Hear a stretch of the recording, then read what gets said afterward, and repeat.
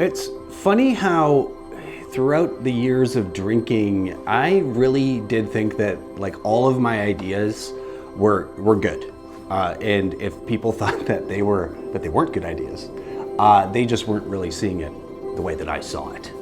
And very early on in recovery, I came to terms with the fact that I'm just like a bad idea machine. All of the ideas that I had of how I was going to get sober, and little schemes and all the lists that I wrote of all the things I was going to do, they were all bad ideas. They were just bad ideas, and they failed, all of them, clearly. I had to realize that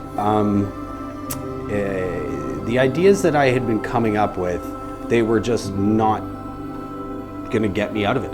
They weren't going to get me sober. And so if I realized that I didn't have any good ideas, then I started asking people for better ideas. I started saying like, okay, well, this failed. Do you have a better idea? To people who had gotten sober. And the more I did that, the more I was able to, in between, focusing on my recovery and talking to other alcoholics, going to meetings, all of those things, I realized that if I'm not really kind of living in my recovery, then those bad ideas, they start to creep back up.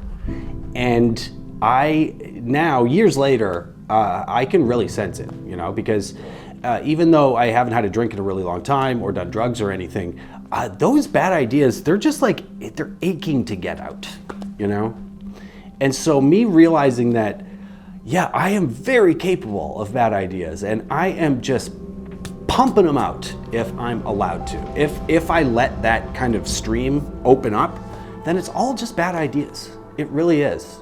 So being able to ask other people, what's just a better idea? That's it. Whatever idea I have, I think about it and I think, I bet someone else has a better idea than this.